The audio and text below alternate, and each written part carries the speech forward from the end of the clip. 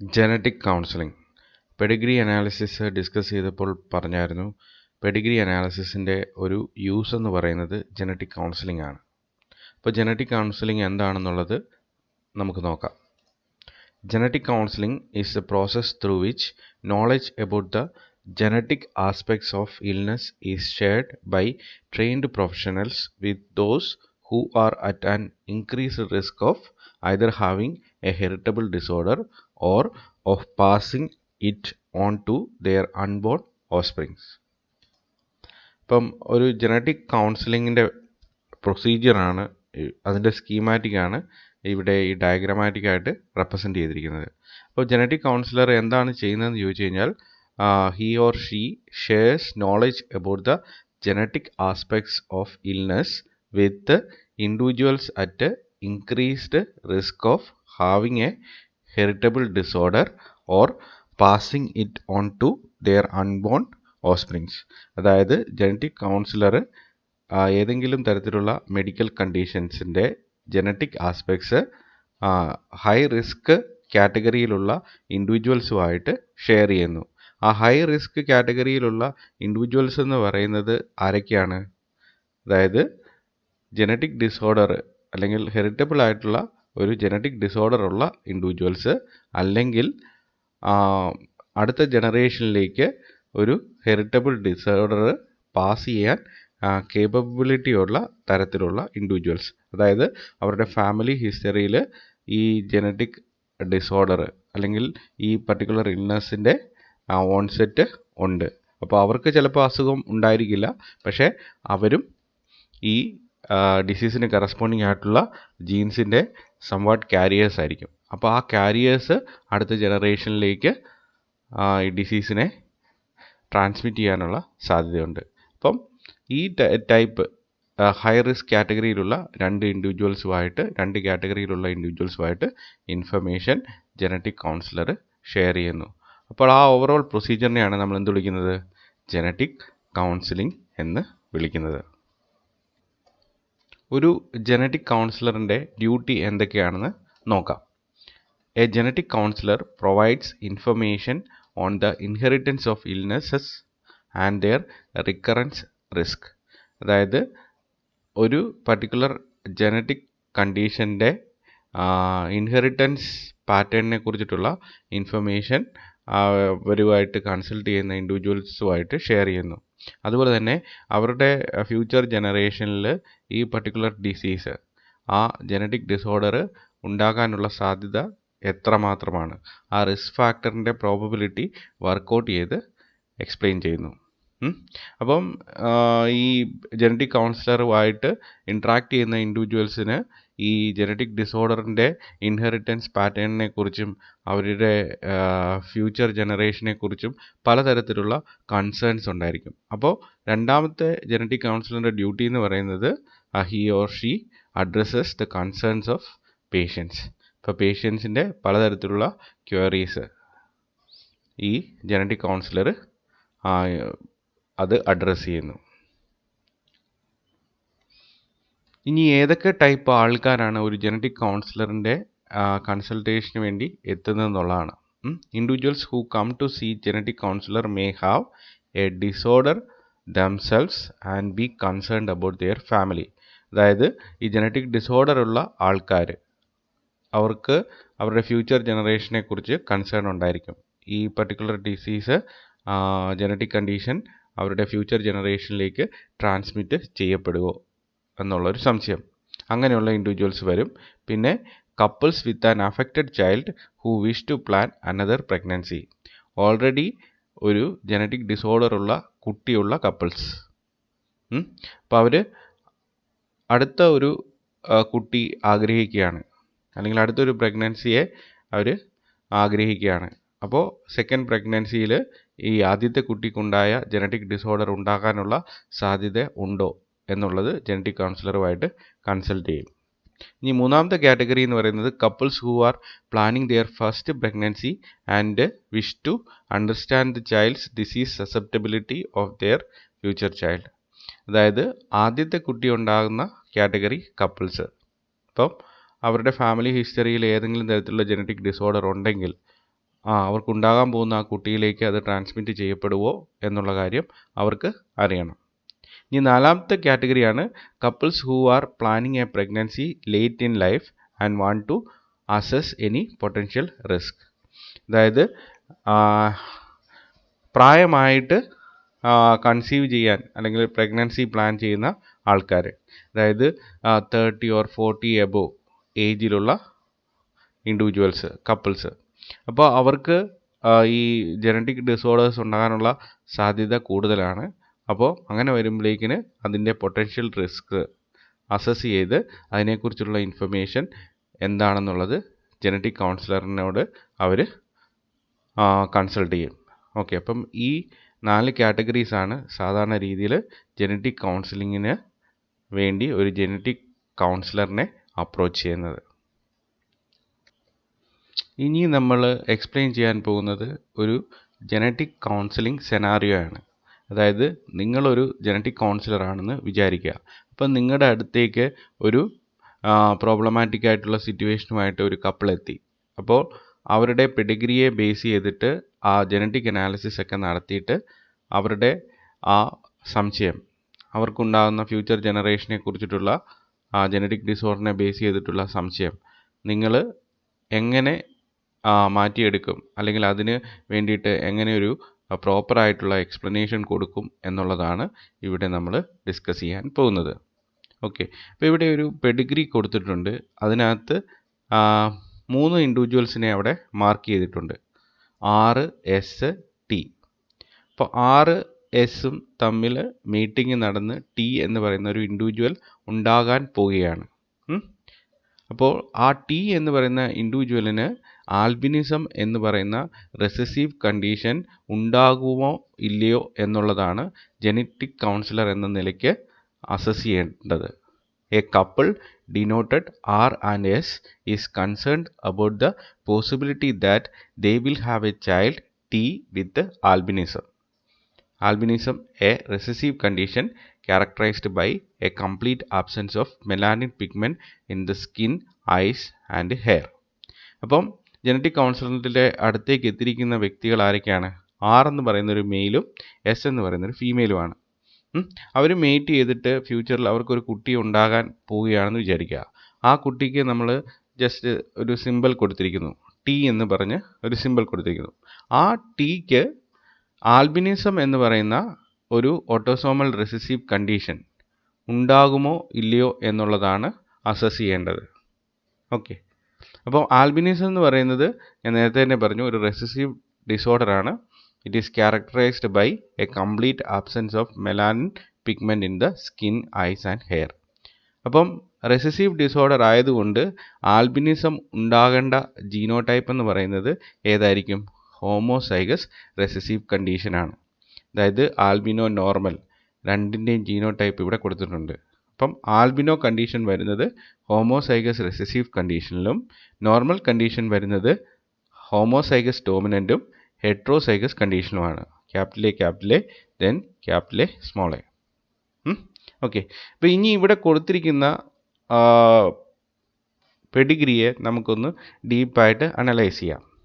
ആദ്യമേ തന്നെ നോക്കുമ്പോൾ നിങ്ങൾ കാണുന്നത് S എന്ന് പറയുന്ന ആ പ്രോസ്പെക്റ്റീവ് മദർ, അമ്മയാകാൻ പോകുന്ന ആ വ്യക്തിക്ക് എന്തുണ്ട്? ആ റെസസീവ് കണ്ടീഷനുണ്ട്, ആൽബിനിസം ഉണ്ട്. അതുകൊണ്ട് ആ പർട്ടിക്കുലർ ഇൻഡിവിജ്വലിൻ്റെ ജീനോടൈപ്പ് എന്തായിരിക്കും? സ്മോൾ എ ആണ്. അപ്പോൾ ഉറപ്പായിട്ടും അടുത്ത ജനറേഷനിലേക്ക്, അതായത് അവർക്കുണ്ടാകാൻ പോകുന്ന T എന്ന് പറയുന്ന കുട്ടിയിലേക്ക് ഉറപ്പായിട്ടും സ്മോൾ എ എന്ന് പറയുന്ന ആൽബിനിസം കോസ് ചെയ്യുന്ന റെസസീവ് അല്ലീലിനെ എന്ത് ചെയ്യും? ഈ S എന്ന് പറയുന്ന പ്രോസ്പെക്റ്റീവ് മദർ കോൺട്രിബ്യൂട്ട് ചെയ്യും. ഇനി Rനെ നമുക്കൊന്ന് അനലൈസ് ചെയ്യാം. R എന്ന് പറയുന്നത് പ്രോസ്പെക്റ്റീവ് ഫാദറാണ്. ആ ഫാദറിൻ്റെ കണ്ടീഷൻ എങ്ങനെയാണ്? അഫക്റ്റഡ് ആണോ? ആൽബിനോ ആണോ? ആൽബിനോ അല്ല, നോർമൽ ഇൻഡിവിജ്വലാണ്. അപ്പം R എന്ന് പറയുന്നത് capital A or capital A small A ആകാനുള്ള പോസിബിലിറ്റി ഉണ്ട്. ഓക്കെ, ഇനി Rൻ്റെ ഫാമിലി ഹിസ്റ്ററിയാണ് ബാക്കിയുള്ള പെഡിഗ്രിയിൽ സൂചിപ്പിച്ചിരിക്കുന്നത്. ഓക്കെ, Rൻ്റെ മദറും ഫാദറുമാണ് ഈ കാണിച്ചിരിക്കുന്നത്. അവർ ക്രോസ് ചെയ്തിട്ട് ഉണ്ടായ ഇൻഡിവിജ്വൽസ് ഇവിടെ റെപ്രസെൻ്റ് ചെയ്തിട്ടുണ്ട്. ആറിന് എത്ര സിബ്ലിങ്സ് ഉണ്ട്? 1 2 3 4 5. 5 സിബ്ലിങ്സ് ഉണ്ട്. അല്ലെങ്കിൽ ആ ജനറേഷനിൽ 6 കൂടെ കൂട്ടി എത്ര ഇൻഡിവിജ്വൽസ് ആണുള്ളത്? 6 ഇൻഡിവിജ്വൽസ് ഉണ്ട്. എല്ലാവരും മെയിൽസ് ആണ്. അതിനകത്ത് നോക്കുകയാണെങ്കിൽ ആറിൻ്റെ അമ്മയുടെയും അച്ഛൻ്റെയും ക്രോസിൻ്റെ ഫലമായിട്ടുണ്ടായ 6 ഇൻഡിവിജ്വൽസ്, 6 ഇൻഡിവിജ്വൽസിൽ 2 പേർക്ക് എന്തുണ്ട്? ഈ റെസസീവ് കണ്ടീഷൻ ഉണ്ട്. അപ്പോൾ ഈ കാണിച്ചിരിക്കുന്ന ആർ എന്ന് പറയുന്ന പ്രോസ്പെക്റ്റീവ് ഫാദറിൻ്റെ സഹോദരങ്ങളായിട്ടുള്ള 2 ഇൻഡിവിജ്വൽസ്, ഈ 2 ഇൻഡിവിജ്വൽസിനും റെസസീവ് ആയിട്ടുള്ള ആൽബിനിസം ഉണ്ടെന്നുള്ളതാണ്. അപ്പോൾ അവരുടെ രണ്ടിൻ്റെയും ജീനോടൈപ്പ് എന്താണ്? സ്മോൾ എ ആണ്. ഓക്കെ, അതിൻ്റെ അർത്ഥം സ്മോൾ എ എന്ന് പറയുന്ന ഒരു ഇൻഡിവിജ്വൽ ഉണ്ടാകണമെങ്കിൽ, ഇങ്ങനെ സ്മോൾ എ എന്ന് പറയുന്ന ഒരു ഇൻഡിവിജ്വൽ ഉണ്ടാകണമെങ്കിൽ അതിനകത്ത് ഒരു സ്മോൾ എ എവിടെ നിന്ന് വരണം? ഫാദറിൽ നിന്ന് വരണം. ഓക്കെ, ഇനി രണ്ടാമത്തെ സ്മോൾ എ എവിടെ നിന്ന് വരണം? മദറിൽ നിന്നാണ് വരേണ്ടത്. അപ്പോൾ അതിൻ്റെ അർത്ഥം ഈ ഫാദറും മദറും എന്ത് ചെയ്തിട്ടുണ്ട്? സ്മോൾ എ അല്ലീലിനെ കോൺട്രിബ്യൂട്ട് ചെയ്തിട്ടുണ്ട്. അവർക്ക് 2 പേർക്കും സ്മോൾ എ അല്ലീലുണ്ട്. അതുകൊണ്ടാണ് ഈ 2 ഇൻഡിവിജ്വൽസ് എന്തായിട്ട് വന്നത്? സ്മോൾ എ എന്ന് പറയുന്ന കാറ്റഗറിയിലേക്ക് വന്നത്. ഇനി ഈ ഫാദറിനെയും മദറിനെയും നോക്കുകയാണെങ്കിൽ 2 പേരും എന്താണ്? നോർമലാണ്. That means they carry the normal capital A allele along with the small A allele. അപ്പം 2 പേരുടെയും ജീനോടൈപ്പ് എന്ത് കിട്ടി നമുക്ക്? ക്യാപിറ്റൽ എ സ്മോൾ എ എന്ന് പറയുന്ന കണ്ടീഷനാണ്. ആ കണ്ടീഷനിൽ നിന്ന് ഉണ്ടായ ഇൻഡിവിജ്വൽസ് ആണ് ഈ കൊടുത്തിരിക്കുന്നത്. ഇനി നമുക്ക് ആറിനെ എടുത്ത് നോക്കാം. ഈ ആർ എന്ന് പറയുന്ന ഇൻഡിവിജ്വലിൻ്റെ ഫീനോടൈപ്പ് എന്താണ്? ഹീ ഈസ് നോർമൽ അല്ലേ? അയാൾ നോർമലാണ്. അപ്പം അത് ഏതൊക്കെയാകാം? ക്യാപിറ്റൽ എ ആകാം, അല്ലെങ്കിൽ or capital A small A ആകാം. ഓക്കെ, ഇനി ഇതിനകത്ത് തന്നെ ഏത് ജീനോടൈപ്പ് ആകുമ്പോഴേക്കിനാണ് ആറിന് സ്മോൾ എ അല്ലീലിനെ കോൺട്രിബ്യൂട്ട് ചെയ്യാൻ പറ്റുന്നത്? ഏത് കണ്ടീഷൻ വരുമ്പോഴാണ്? ഹെട്രോസൈഗസ് കണ്ടീഷനിൽ വരുമ്പോഴാണ്. ഓക്കെ, അപ്പോൾ 6 സ്മോൾ എ കോൺട്രിബ്യൂട്ട് ചെയ്യുന്ന ജീനോടൈപ്പ് എന്ന് പറയുന്നത് ക്യാപിറ്റൽ എ സ്മോൾ എ ആണ്. ഓക്കെ, നമ്മളിവിടെ അസസ് ചെയ്തിട്ടില്ല, കൃത്യമായിട്ട് നമുക്കറിയില്ല ആർ എന്ന് പറയുന്ന ഇൻഡിവിജ്വൽ ക്യാപിറ്റൽ എ ആണോ ക്യാപിറ്റൽ എ സ്മോൾ എ ആണോ എന്നുള്ളത് അറിയത്തില്ല. പക്ഷേ ക്യാപിറ്റൽ എ സ്മോൾ എ ആയാൽ മാത്രമേ ഉള്ളൂ അയാൾ എന്ത് ചെയ്യത്തുള്ളൂ? അടുത്ത ജനറേഷനിലേക്ക്, അതായത് ടിയിലേക്ക് സ്മോൾ എ കോൺട്രിബ്യൂട്ട് ചെയ്യത്തുള്ളൂ. ഓക്കെ, അപ്പോൾ ഈ ടി എന്ന് പറയുന്ന ഇൻഡിവിജ്വൽ ആൽബിനോ ആകാനുള്ള റിസ്ക് എന്ന് പറയുന്നത് എത്രമാത്രമാണെന്നുള്ളതാണ് അസസ് ചെയ്യേണ്ടത്. ആ റിസ്ക് എന്ന് പറയുന്നത് ഇറ്റ് ഡിപ്പെൻഡ്സ് ഓൺ 2 ഫാക്ടേഴ്സ്. 2 ഫാക്ടറിനെയാണ് അത് ഡിപ്പെൻഡ് ചെയ്യുന്നത്. ഒന്ന്, the probability that R is a heterozygous carrier of the albinism allele small a. R എന്ന് പറയുന്നത് ഒരു ഹെട്രോസൈഗസ് കാരിയർ ആകാനുള്ള പ്രോബബിലിറ്റി എത്രയാണ്, അതിനെ ഡിപ്പെൻഡ് ചെയ്യും. R ഒരു ഹെട്രോസൈഗസ് കാരിയർ ആയാൽ മാത്രമേ എന്ത് ചെയ്യത്തുള്ളൂ? സ്മോൾ എ അല്ലീലിനെ അത് ടിയിലേക്ക് കോൺട്രിബ്യൂട്ട് ചെയ്യത്തുള്ളൂ.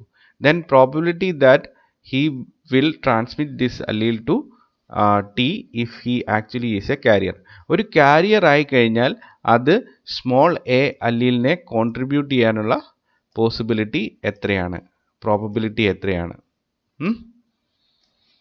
ഓക്കെ, ഇപ്പോൾ ഈ 2 ഫാക്ടേഴ്സിനെ ആശ്രയിച്ചിട്ടാണ് ഈ ടി എന്ന് പറയുന്നതിൻ്റെ ആൽബിനിസം ഉണ്ടാകാനുള്ള റിസ്ക് എന്ന് പറയുന്നത് ഇരിക്കുന്നത്. ഓക്കെ,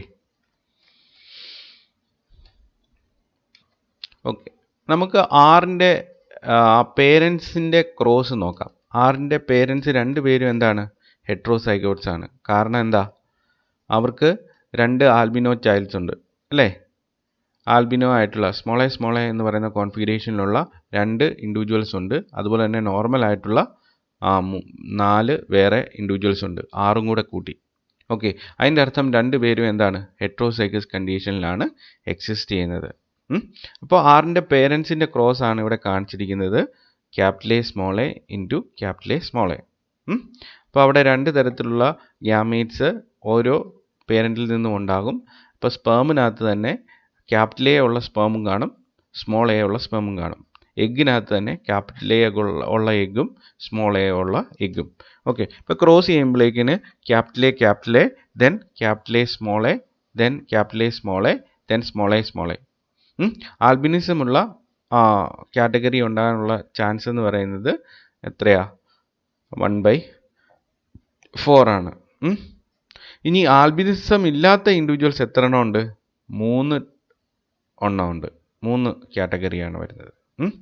അതിനകത്ത് തന്നെ ഹെട്രോസൈഗോട്ട് ഉണ്ടാകാനുള്ള പോസിബിലിറ്റി എത്രയാ? 2/3 ആണ്. ഇപ്പോൾ ഇവിടെ നോക്കുകയാണെങ്കിൽ ക്രോസിനകത്ത് ഈ പുന്നറ്റ് സ്ക്വയറിനകത്ത് ഹെട്രോസൈഗോട്ട്സ് എത്ര വരുന്നുണ്ട്? 2 എണ്ണം ഉണ്ട്. ഈ 2 ഹെട്രോസൈഗോട്ടും ഈ ഹോമോസൈഗോട്ടിനെയും കൂടെ കൂട്ടിയിട്ട്, ഹോമോസൈഗസ് കണ്ടീഷനെയും കൂടെ കൂട്ടിയിട്ട് എത്രയാണ് ടോട്ടൽ നോർമൽ ഇൻഡിവിജ്വൽസ്, അതായത് ആൽബിനിസം ഇല്ലാത്ത ഇൻഡിവിജ്വൽസ് 3 എണ്ണമാണ്. സോ ആദ്യത്തെ risk factor, the probability that R is a heterozygous carrier of albinism allele small A എത്രയായിരിക്കും? 2/3 ആണ്. ഇതെങ്ങനെയാണ് കാൽക്കുലേറ്റ് ചെയ്തതെന്ന് ഒന്നുകൂടെ പറയാം. ആറിൻ്റെ പേരൻസ് തമ്മിൽ ക്രോസ് ചെയ്യുമ്പോഴേക്കിന് ക്യാപിറ്റൽ എ സ്മോൾ എ എന്ന് പറയുന്ന ഹെട്രോസൈഗസ് കണ്ടീഷൻ നോർമൽ ഇൻഡിവിജ്വൽസിൽ ആകെ ഉണ്ടാകുന്ന 3 നോർമൽ ടൈപ്പ് ഇൻഡിവിജ്വൽസിനകത്ത് 2 എന്ന് പറയുന്ന നമ്പറിൽ എക്സിസ്റ്റ് ചെയ്യും.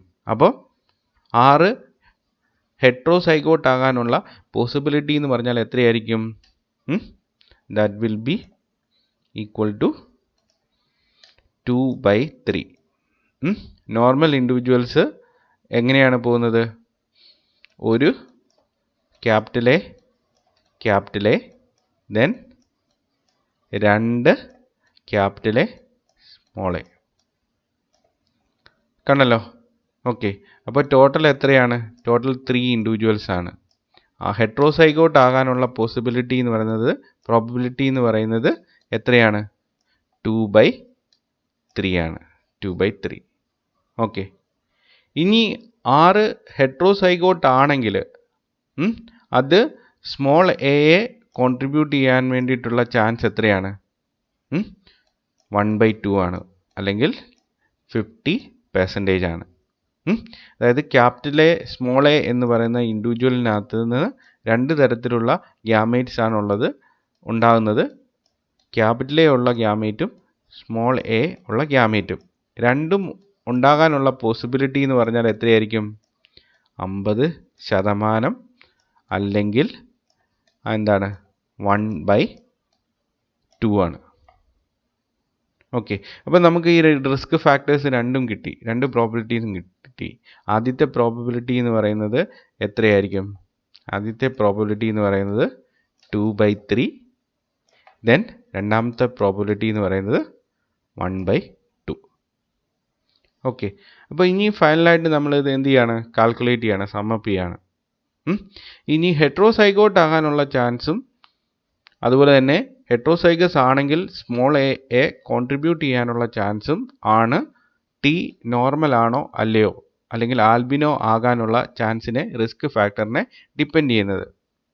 അപ്പം ടി ആൽബിനോ ആകാനുള്ള പ്രോബബിലിറ്റി എന്ന് പറയുന്നത്, that probability depends on these 2 events. ഈ 2 ഇവൻറ്റ്സിനെയാണ് ഡിപ്പെൻഡ് ചെയ്യുന്നത്. അപ്പോൾ probability of R is a heterozygous carrier of the albinism allele small A. That is the first event. Then the probability that he will transmit this allele to the T if he actually is a carrier, that is the second event. അപ്പോൾ ഈ 2 ഇവൻറ്റ്സും എന്താണ്? ഈ ഫൈനലായിട്ട് albino ആകാനുള്ള probability എന്ത് ചെയ്യും? Influence ചെയ്യും. അപ്പോൾ ഇത് രണ്ടും ടി ആൽബിനോ ആകാനുള്ള പ്രോബിലിറ്റി എന്ന് പറയുന്നത് ഈ 2 ഇൻഡിവിജ്വൽ പ്രോബിലിറ്റീസിൻ്റെ എന്തായിരിക്കും? പ്രോഡക്റ്റ് ആയിരിക്കും. അപ്പോൾ നമ്മൾ സ്റ്റാറ്റിനകത്ത് പ്രോബിലിറ്റി തിയറിയിൽ മൾട്ടിപ്ലിക്കേഷൻ തിയറം പഠിച്ചിട്ടുണ്ട്. ഡിപ്പെൻഡബിൾ ആയിട്ടുള്ള ഇവൻറ്റ്സിൽ നമ്മൾ ഉപയോഗിക്കുന്നത് മൾട്ടിപ്ലിക്കേഷൻ തിയറമാണ്. ടി ആൽബിനോ ആകാനുള്ള പ്രോബിലിറ്റി എന്ന് പറയുന്നത് ഇതിനെ രണ്ടിനെയും ഡിപ്പെൻഡ് ചെയ്താണ് ഇരിക്കുന്നത്. അപ്പോൾ ഇത് രണ്ടും ഡിപ്പെൻഡബിൾ ആയിട്ടുള്ള ഇവൻറ്റ്സ് ആണ്. അപ്പോൾ ടിയുടെ ആൽബിനോ ആകാനുള്ള പ്രോബിലിറ്റി ഈ ഇൻഡിവിജ്വൽ പ്രോബിലിറ്റീസിൻ്റെ പ്രോഡക്റ്റ് ആയിരിക്കും. ഓക്കെ, അപ്പോൾ ഫൈനലായിട്ട് in summary the risk that T will be small I or albino will be equal to the probability that R is heterozygous. R heterozygous ആകാനുള്ള probability that is 2/3 then into probability that R transmit A assuming that R is heterozygous, that is 1/2. Okay, അപ്പോൾ ഫൈനലായിട്ട് ചെയ്യുമ്പം എന്ത് കിട്ടും? 2/3 into 1/2 that is 1/3 that is 33.33%. അപ്പോൾ ഇവിടെ T എന്ന് പറയുന്ന ഒരു കുട്ടി ഉണ്ടാകുകയാണെങ്കിൽ ആ കുട്ടിക്ക് ആൽബിനിസം ഉണ്ടാകാനുള്ള ചാൻസ് എത്രയാണ്? 33.33%. ഓക്കെ, അപ്പോൾ ജനറ്റിക് കൗൺസിലർ ഇത് വർക്കൗട്ട് ചെയ്ത് ആ ഇൻഡിവിജ്വൽസുമായിട്ട് ആർവസുമായിട്ട് ഇൻഫർമേഷൻ ഷെയർ ചെയ്യും. അപ്പോൾ 33% റിസ്ക് ഉണ്ട്. അപ്പോൾ എന്താണ്, ഇനി കുട്ടി വേണോ വേണ്ടയോ എന്നുള്ള കാര്യം തീരുമാനിക്കേണ്ടത് ആരാണ്? ആറും എസുമാണ്. അപ്പം നിങ്ങൾ എക്സാം പോയിന്റ് ഓഫ് വ്യൂവിൽ ഈ ജനറ്റിക് കൗൺസിലിങ്ങിനെ ജസ്റ്റ് കുറേ വേർഡിങ്സ് ആയിട്ട് മാത്രം എഴുതാതെ ഇതുപോലുള്ളൊരു സാമ്പിൾ പെഡിഗ്രിയെ ബേസ് ചെയ്തിട്ട് ഒരു പ്രോബ്ലം കൂടെ വർക്കൗട്ട് ചെയ്ത് കാണിക്കണം. എന്നാൽ മാത്രമേ ഉള്ളൂ ഇത് കുറച്ചുകൂടെ ജസ്റ്റിഫൈഡ് ആവത്തുള്ളൂ.